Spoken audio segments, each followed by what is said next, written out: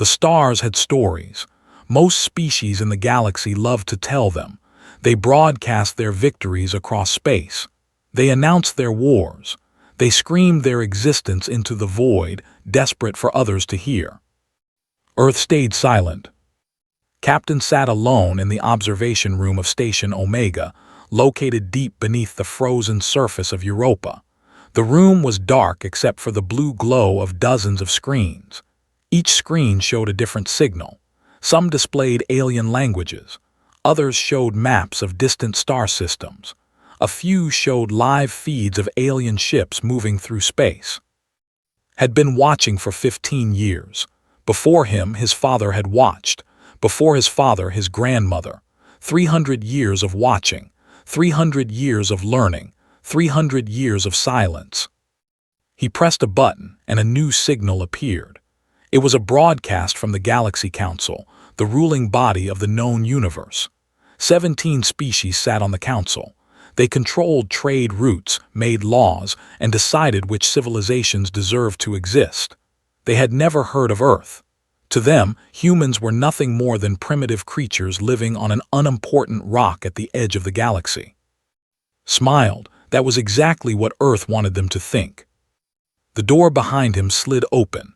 Admiral walked in, her boots making no sound on the metal floor. She was 63 years old but moved like someone half her age. Her gray hair was cut short and her eyes were sharp and cold. "Anything new?" she asked. "The Council is fighting again," said. "The Empire wants more territory. The Collective says no. Same argument they have every 50 years. Sat down beside him, and the others. Watching, waiting, choosing sides, pulled up another screen. The Mora are building new ships. They are increasing their army. Everyone is preparing for war, but no one wants to start it. Nodded slowly. This was how the galaxy worked. Species fought. Species died. New species rose to take their place. It was an endless cycle of violence and destruction. The Council pretended to keep peace, but they only protected themselves. "How many know about us?" asked. "None," said. "We intercepted a scout ship near Jupiter last month. The crew thought they found an empty system. We let them leave with that belief." "Good." For 3 centuries, Earth had hidden itself. When humans first discovered they were not alone in the universe, they made a choice. They would not announce themselves. They would not send messages into space. They would not try to join the galactic community. Instead, they would watch, they would learn, they would prepare. The decision had not been easy. Many people wanted to reach out. They dreamed of meeting aliens, of sharing knowledge, of exploring the stars together. But the leaders of Earth saw the truth. They watched how the Council treated weaker species. They saw civilizations destroyed for having the wrong beliefs. They witnessed entire planets burned because they would not obey. Earth learned a simple lesson. The galaxy was not kind to the weak.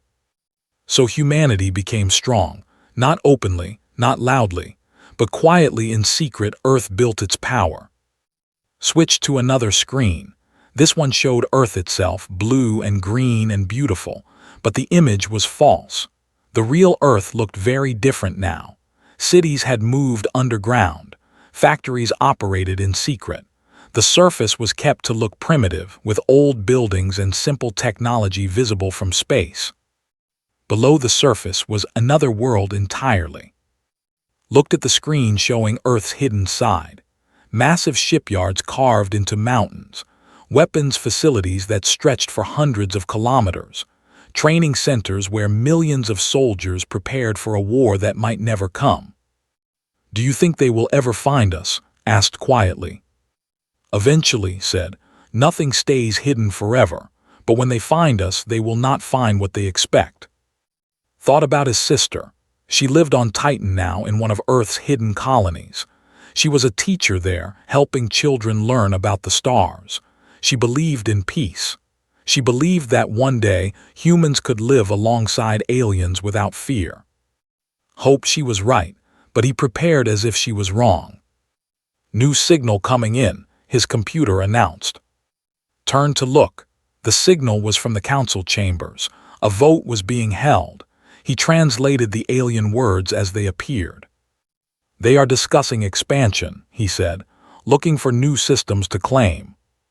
"Which direction?" asked. Felt his blood go cold. "Toward us." Stood up, her face showed no fear, only calculation. "How long?" "At their current rate of exploration, they could reach our outer colonies within 20 years, maybe less." 20 years. It sounded like a long time, but knew better. 20 years was nothing in the life of a civilization. 20 years was barely enough time to finish what Earth had started. "We need to inform the council," said. She meant Earth's council, not the alien one. "Prepare a full report, include everything." Nodded and began working. His fingers moved across the keyboard, pulling together 300 years of information. Maps of alien territory, analysis of their weapons, profiles of their leaders, weaknesses in their defenses. Earth had been watching for a very long time. They knew more about the Galaxy Council than the Council knew about itself. As worked, he thought about what was coming. War seemed inevitable now. Not today, not tomorrow, but soon. The aliens would find humanity eventually. When they did, they would try to do what they always did. They would try to control. They would try to dominate. They would try to destroy anything that did not obey. They would fail. Earth had not spent 300 years hiding because they were afraid. They had hidden because they were smart. They knew that revealing themselves too early would mean destruction, so they waited. They gathered strength. They built weapons that the galaxy had never seen. And now, as the council turned its eyes toward human space, Earth was ready. Finished his report and sent it to the leaders. Then he sat back and looked at the stars. 300 years of silence, he whispered, and soon the galaxy will hear our voice. Stood beside him, watching the same stars. When they hear us, she said, they will wish we had stayed quiet. The observation room fell silent again. But it was not the silence of weakness. It was the silence of a predator waiting for the perfect moment to strike. Earth had been patient, Earth had been careful, and Earth was almost ready. The Galaxy Council had no idea what was coming. The message reached Earth at midnight. General was sleeping when his communicator screamed. He had been a soldier for 40 years, and he knew that sound. It was the sound of emergency, the sound of death. He answered immediately, "Report." The voice on the other end was shaking. "Sir, Titan Colony 7 has been attacked. The entire settlement is gone." Felt his heart stop. "What do you mean gone?" "Destroyed, sir. 12,000 people all dead." Closed his eyes. Titan Colony 7 was a peaceful place. Farmers, teachers, families, children, there was no military there. No weapons, nothing that could threaten anyone. "Who did this?" asked, though he already knew the answer. "Council ships, sir. A fleet of 20 vessels. They came without warning." Ended the call and dressed quickly. His hands were steady, but his mind was burning. 12,000 people. Murdered. For what? For existing in the wrong part of space. 1 hour later, he stood in the war room deep beneath the Pacific Ocean. The room was enormous, filled with screens and officers and the quiet hum of machines. Every important military leader on Earth was present, either in person or through hologram. Admiral was already there. Her face was like stone. Captain stood beside her, and for the first time in his life saw tears in the young man's eyes. "My sister was there," said quietly. "She was a teacher." Put his hand on shoulder. There were no words that could help. Nothing could bring back the dead. "Show me what happened," ordered. The main screen lit up. They had recovered footage from Titan's satellite network before it was destroyed. The video was clear and terrible. 20 alien ships appeared above the colony. They were council vessels carrying the marks of the Empire. For a moment, nothing happened. Then fire rained down from the sky. The colony had no defenses. The people had no warning. Buildings exploded. Homes became ash. Men, women, and children ran screaming through the streets, but there was nowhere to run. The attack lasted 7 minutes. When it was over, nothing remained but smoke and silence. Watched without blinking, he memorized every ship, every weapon, every second of destruction. This was not war, this was murder, cold, calculated murder. "We have intercepted their communications," said. She pressed a button, and an alien voice filled the room. "Primitive species located in outer region. Colony destroyed as per Council Protocol 7. No threat detected. Recommend continued expansion into sector." Protocol 7 knew what that meant. When the Council found a species they considered inferior, they had the right to remove them. Not conquer, not negotiate, remove. As if humans were insects to be stepped on. "There's more," said. Another voice played. This one was deeper, older, more confident. Recognized it from his years of monitoring Council broadcasts. It was Commander, leader of the fleet. "The creatures on this moon were weak. They had no ships, no weapons. They are clearly a primitive species, barely capable of space travel. I recommend we investigate their home planet. If they are equally weak there, we should eliminate them before they become a problem." The room was silent. Every officer understood what this meant. The Council thought humans were weak. They thought Earth was defenseless. They were planning to come and finish what they started. "Do they know about our true military?" asked. "No," answered. His voice was cold now, all grief pushed down into a dark place inside him. "They found a farming colony. They think that is all we are." Nodded slowly. For 300 years Earth had hidden its power. They had let the galaxy think humans were nothing, and now that deception might save them. Or it might be the trap that destroys their enemies. "We have 2 options," said to the room. "We can reveal ourselves now, show the Council our true strength and demand justice for Titan. This would prevent immediate attack, but it would also tell them exactly what we have." He paused. "Or we can stay silent a little longer. Let them think their attack was successful. Let them believe we are weak and afraid. And when they come for Earth, thinking they will find easy prey, we show them the truth." The room was quiet. Everyone understood what he was really asking. Did they want revenge or did they want victory? Admiral spoke first. "If we reveal ourselves now, they will prepare. They will build stronger weapons. They will unite against us. We might win that war, but it would cost millions of lives." "And if we wait?" another officer asked. "If we wait, they will come arrogant and unprepared. We can destroy their fleet completely. We can show the entire galaxy what happens when you attack humanity. The war would be over before it truly begins." Looked around the room. He saw anger in every face. He saw grief. He saw the burning desire for revenge. But he also saw discipline. These were not hot-headed fools. They were soldiers who understood the value of patience. "We vote," said, "all in favor of waiting." Every hand rose. "Then we wait," said, "but we do not do nothing. From this moment every ship we have enters final preparation. Every soldier trains for combat. Every weapon is made ready. When the Council comes, they will find Earth waiting." The meeting ended but stayed behind. He stood before the screen that still showed the ruins of Titan Colony 7. Somewhere in that ash was his sister, who believed in peace, who taught children to dream of stars. "I'm sorry," he whispered to her memory. "You were right to hope for peace, but peace is not possible with those who see us as less than animals." He made a silent promise. He would honor his sister's memory, not with more death, but with justice. He would make sure that what happened to Titan never happened again.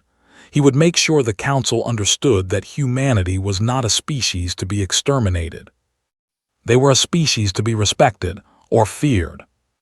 In the weeks that followed, Earth transformed. The hidden shipyards worked day and night. Weapons that had been in development for decades received final testing. Soldiers who had trained their entire lives prepared for real combat. And through it all, Earth stayed silent. The Council sent scouts to search for other human colonies. They found none. The secret bases were too well hidden. The Council believed they had already destroyed the only human settlement outside Earth. Commander sent his report. The primitive species poses no threat. Their colony has been eliminated. I recommend we proceed with occupation of their home planet within 1 year. A small fleet should be sufficient. When Earth intercepted this message, smiled for the first time since Titan. 1 year, he said. In 1 year, Commander will learn what a terrible mistake he has made. The galaxy thought Earth was weak. The galaxy thought humanity would be easy to conquer.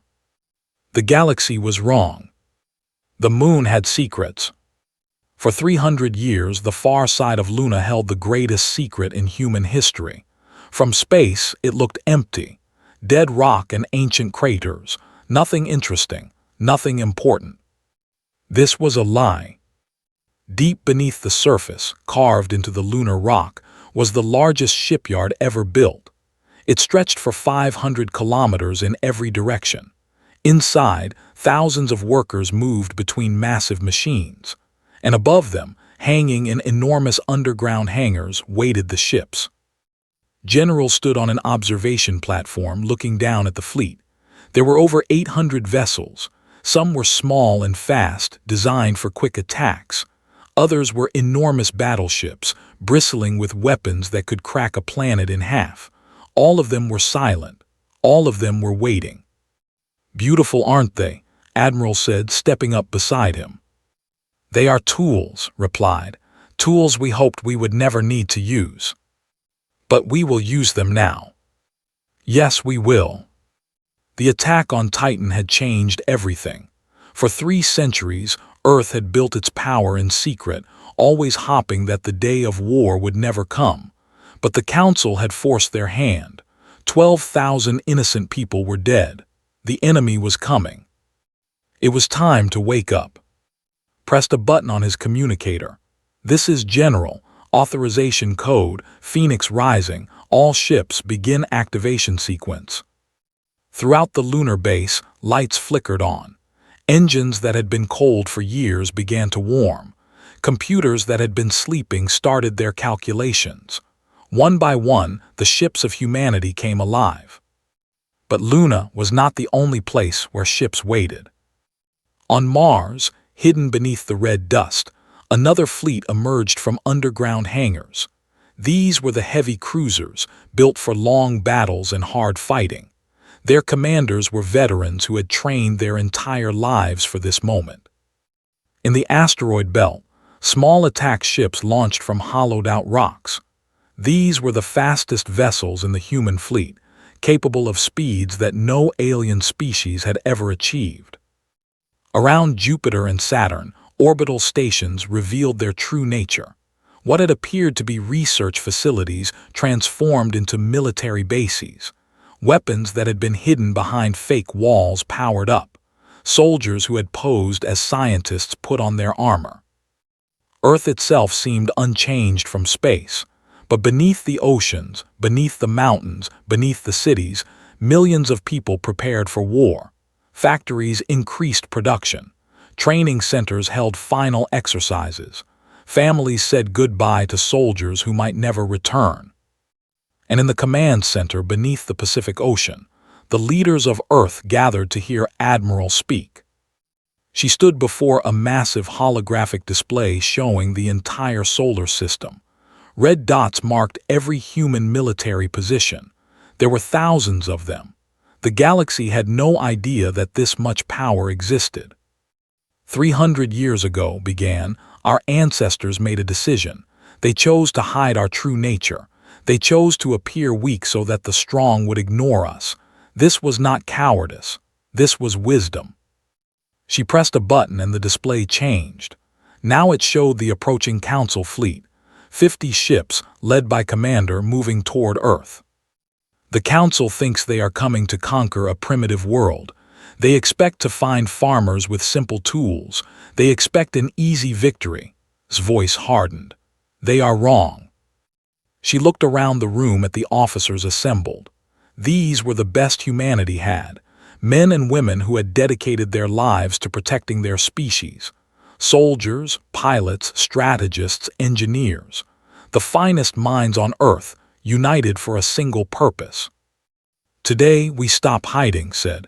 Today we show the galaxy who we really are, not because we want war, not because we seek conquest, but because we will not allow our people to be murdered without answer. She activated another display. This one showed detailed plans for the coming battle, ship positions, attack formations, backup strategies. The enemy fleet will arrive in 6 hours. They expect no resistance. We will give them resistance they cannot imagine. Our ships will emerge from hiding positions throughout the system. Our weapons will strike before they can react. Our soldiers will show them the cost of attacking humanity. Captain stood in the back of the room, listening. He had been given command of a destroyer, a fast ship with powerful weapons. In a few hours, he would lead that ship into battle. He might die, he probably would die, but he did not care. Every time he closed his eyes, he saw Titan burning. He saw his sister's colony turning to ash. He heard the alien commander calling his people primitive and weak. He would make them pay for those words. "There is one more thing," said, and her voice became softer. "We are not monsters. We are not like the Council. When this battle is over, we will offer mercy to those who surrender. We will not destroy civilian populations. We will not commit genocide." She paused. "But we will make them understand. We will make the entire galaxy understand. Humanity is not a species to be ignored. We are not prey to be hunted. We are a civilization that has watched and learned and grown strong in silence. And now that silence is over." The room erupted in cheers. Officers shouted and clapped. The sound echoed off the metal walls like thunder. Did not cheer. He stood quietly thinking about what was to come. War was never glorious. It was blood and death and horror. Good people would die today. Some of them were in this room. But war was sometimes necessary. When evil came to your door, when innocents were murdered, when tyrants sought to destroy you, then war became not just acceptable but required. The Council had made their choice when they attacked Titan. Now humanity would make theirs. 6 hours later, the human fleet was in position. 800 ships waited in darkness, engines cold, weapons ready. They were invisible to alien sensors. They were death waiting to strike.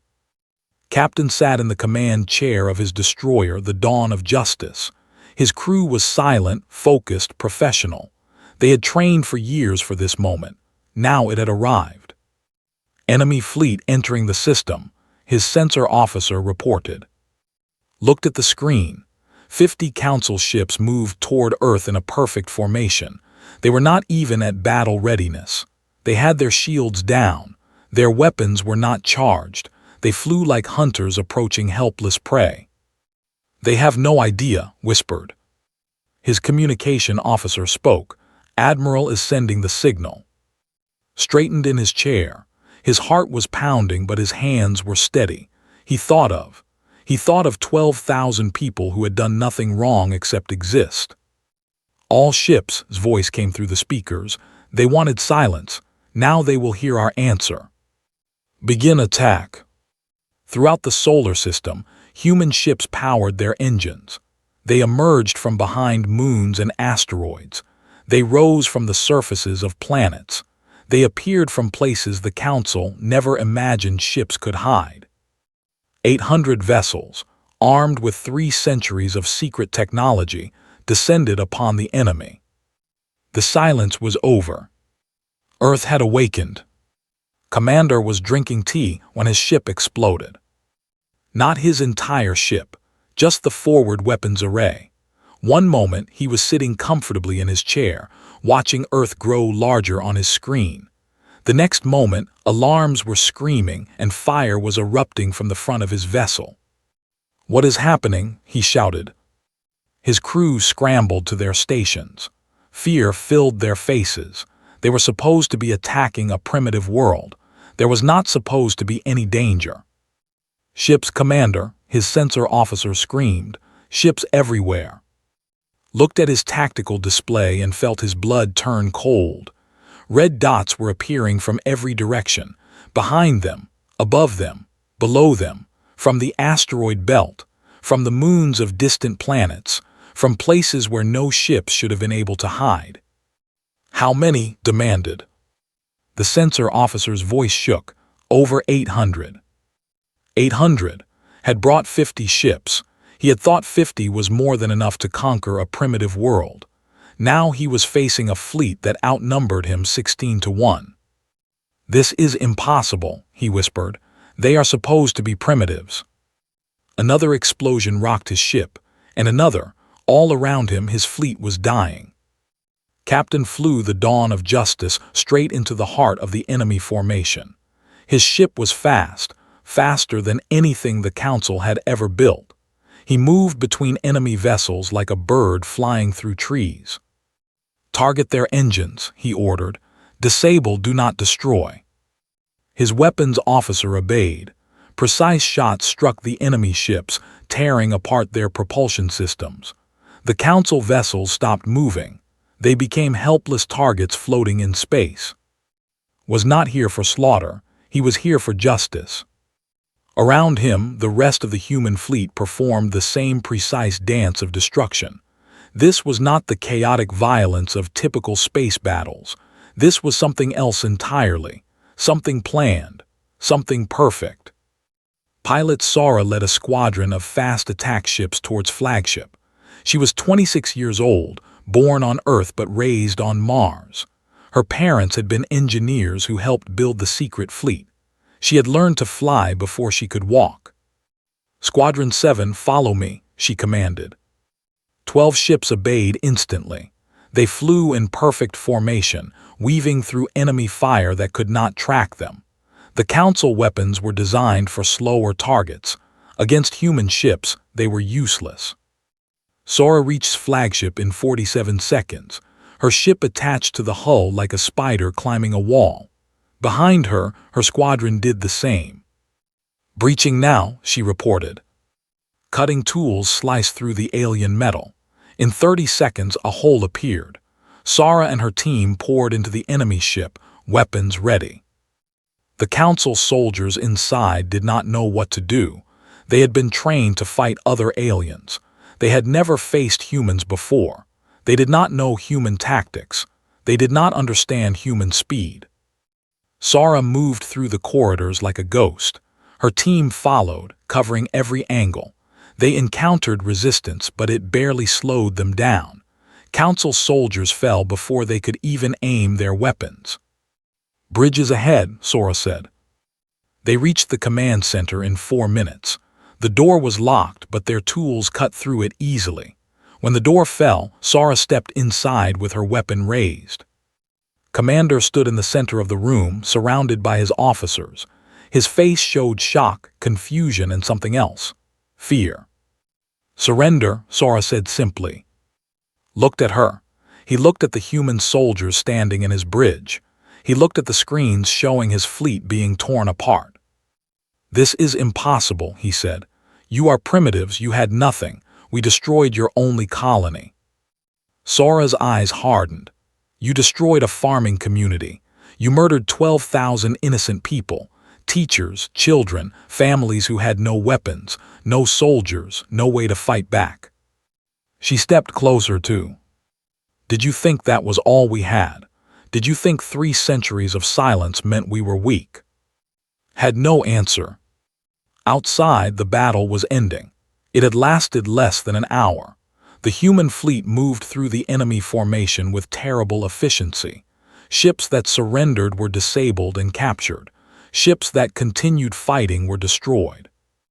Admiral watched from her command ship, tracking every movement. The plan was working perfectly. 300 years of preparation had paid off. "Enemy flagship has been captured," a voice reported. "Commander is in custody." Nodded, and the rest of their fleet. 37 ships disabled and captured, 13 destroyed. No ships escaped. Complete victory. The Council fleet had been eliminated without a single vessel getting away to warn the others. Casualties asked. 12 ships damaged, no ships destroyed, 47 personnel injured, 3 dead. 3 dead. 3 humans had given their lives to defeat 50 enemy ships. Felt grief for those 3, but also pride. They had done their duty. They had protected their people. Begin rescue operations, she ordered. Save every enemy survivor we can. They are prisoners now, not enemies. This was important. Humanity could not become like the Council. They could not murder helpless prisoners. They could not commit the same crimes that had been committed against them. Justice, not revenge, that was the goal. General arrived on captured flagship 2 hours after the battle ended. He walked through the damaged corridors, past Council soldiers sitting in groups under human guard. They looked terrified. They had expected to conquer a weak world. Instead, they had been crushed by a power they never imagined. Reached the bridge where was being held. The alien commander stood straight, trying to maintain dignity, but his eyes gave away his fear. Commander said, "I am General of the Earth Defense Force." Stared at him. How is this possible? Our scouts said you had nothing."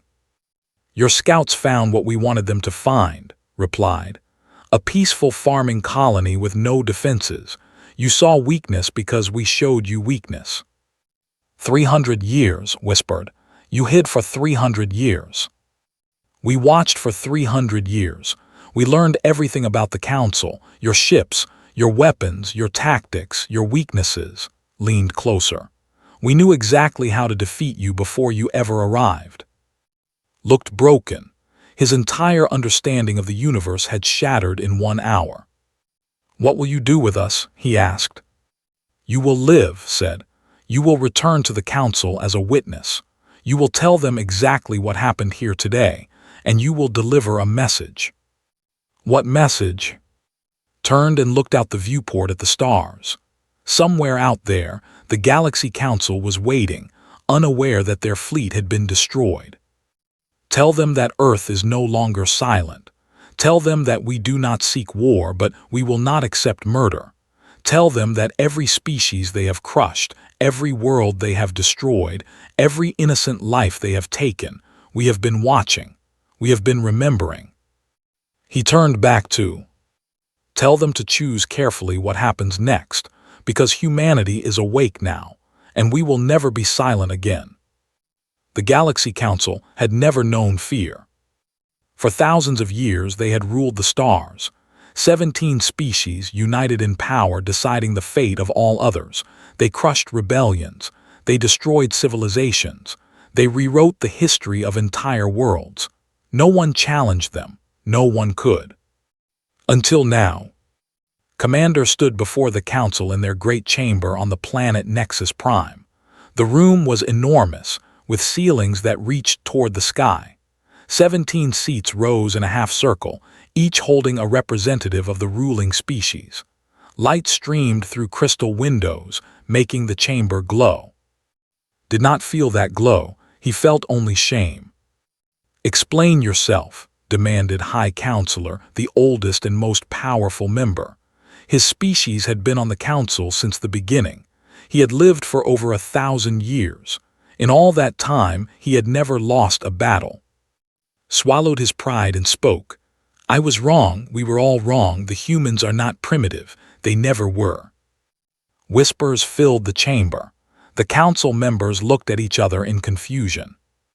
"I sent you with 50 ships," said slowly, 50 of our finest vessels, to conquer one small world, and you are telling me you failed." "We did not fail," replied. "We were destroyed." Silence fell, total complete silence. "Destroyed?" another counselor asked. "How many ships did they have?" "Over 800. The silence became something heavier, something like fear. Continued. "They had been hiding for 300 years, watching us, learning from us, building weapons we have never seen.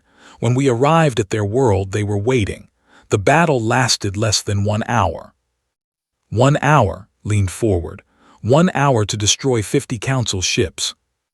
1 hour to capture 37 and destroy 13.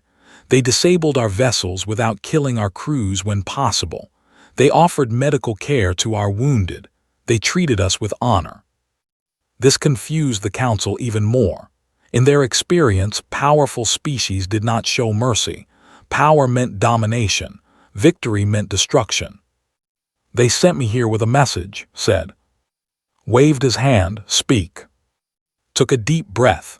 The humans do not want war. They never wanted war. For 300 years they stayed silent because they hoped the galaxy would leave them alone. But we attacked them. We murdered 12,000 innocent people on their colony, teachers, children, families. He paused. They say they will not accept murder. They say they do not seek conquest. But they also say they will never be silent again. The galaxy must know they exist. The galaxy must understand what happens when you attack their people. Are they threatening us? Asked, his voice cold. No, replied. They are warning us. They are giving us a choice.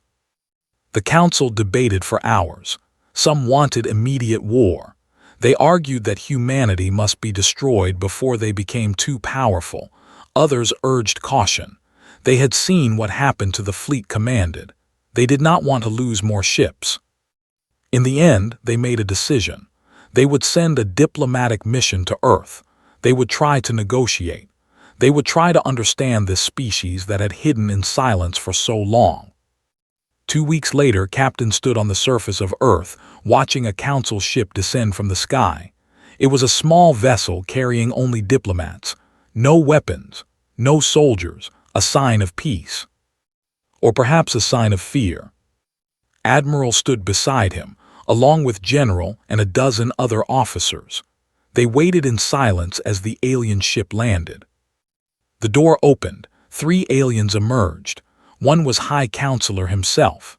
The old leader moved slowly, his ancient body struggling with Earth's gravity, but his eyes were sharp and alert.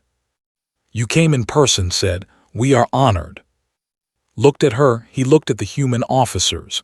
He looked at the city behind them rising into the clouds, clean, advanced, powerful. You hid this from us, he said, all of this. Yes, replied simply. Why? Because we saw what you did to other species.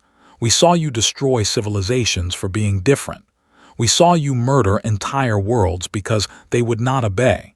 We decided that we would not share their fate. Was quiet for a long moment. You think we are monsters.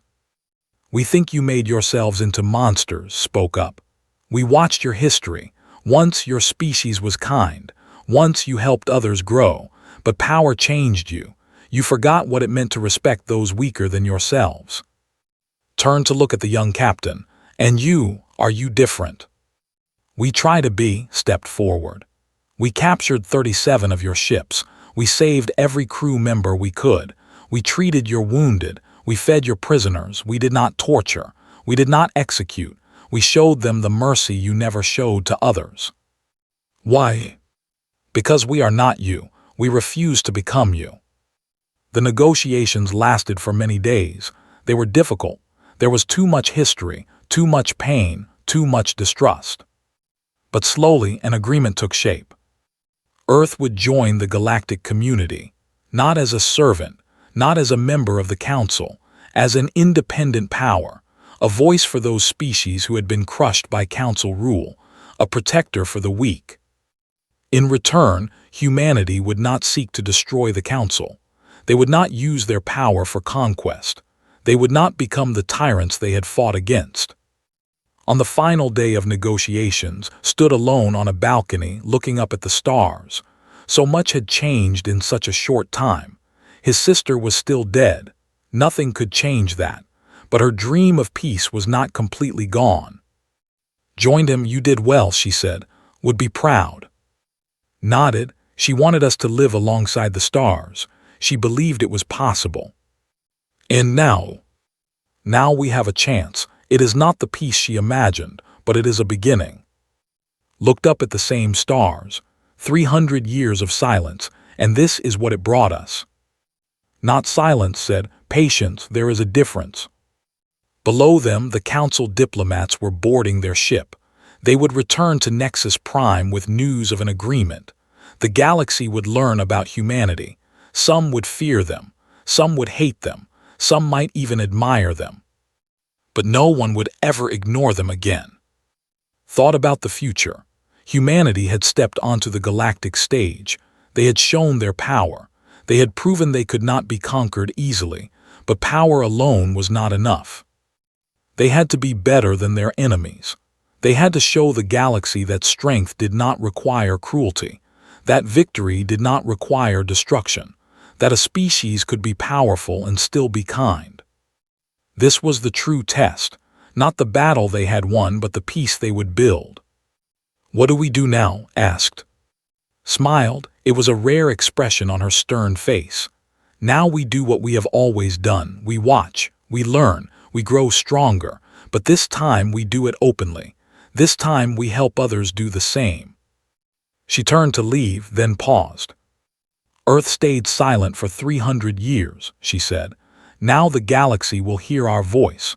Let us make sure it is a voice worth hearing." Watched her go, then he looked back at the stars. Somewhere out there, 12,000 people slept in eternal silence on Titan, his sister among them. They had died because the council saw them as weak, as primitive, as unworthy of life. Their deaths had awakened Earth. Their sacrifice had revealed humanity's true strength. And now, because of them, the galaxy would never be the same. "Rest well," whispered. "Your dream is not dead, it is just beginning." The stars shone bright above him, full of danger, full of promise, full of possibility. Earth had spoken, and the galaxy was listening.